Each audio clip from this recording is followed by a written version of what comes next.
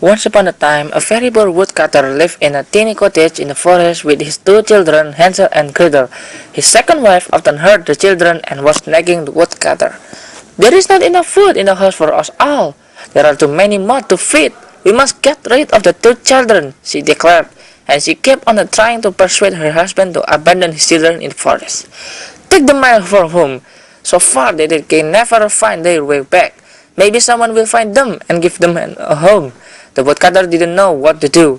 Hansel, who one evening had offered his parent conversation, comforted Gretel. "Don't worry.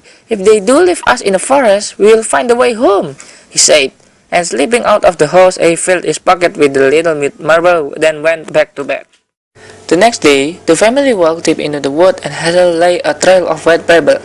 After their parents abandoned them, the children wait for the moon to rise and then they follow with paper back home. They return home safely, much to her stepmother's horror. Once again, provisions become scarce and the stepmother angrily ordered her husband to take the children further in the woods and leave them here to die. Hansel and Gretel attempt to gather more paper but find the door locked and find it impossible to escape from their parents' house. The following morning, the family trekked into the wood. Hansel takes a slice of bread and leaves a trail of breadcrumbs to follow home. However, after they are once again abandoned, the children find that birds have eaten the crumb and they are lost in the woods. After a day of wandering, they follow a beautiful white bird to occurring in the woods and discover the little cottage built of gingerbread and cake with window panes of clear sugar. "This is a chocolate," gasped Hansel as he broke a lump of pastel from the bowl. "And this is icing," exclaimed Gretel, putting another piece of wall in her mouth.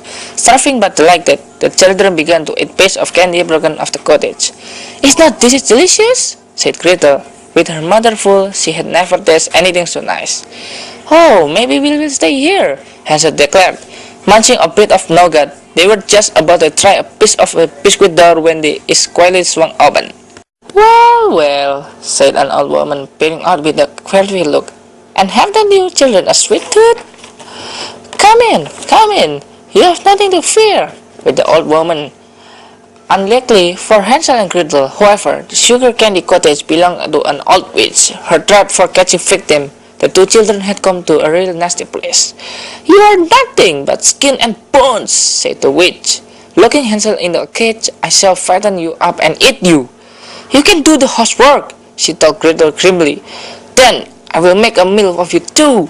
As luck would have it, the witch had bad eyesight, and when Gretel smelled butter on her glasses, she could see even less. She prepared the oven for Hansel, but decided she is hungry enough to eat Gretel too.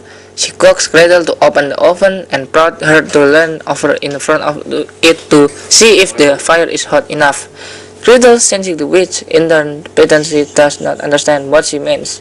Infuriated, the witch demonstrated and Gretel instantly shoved the witch into the oven and slammed and put the door shut, leaving the ungodly witch to be burned to ash, with the witch screaming in pain until she dies. "The witch is now burned to a cinder," said Hansel. "So we will take this treasure with us." They filled a large basket with the food and set off into the forest to search for the way home. This time, luck was with them, and on the second day, they saw their father come out of the house toward them, waving. "Your stepmother is dead. Come on with me now, my dear children." The two children hugged the woodcutter. "Promise you will never ever leave us again," said Gretel. Throwing her arm around her father's neck, Hansel opened the casket. "Look, father, you are rich now. You will never have to chop wood again." And they all lived happily together ever after.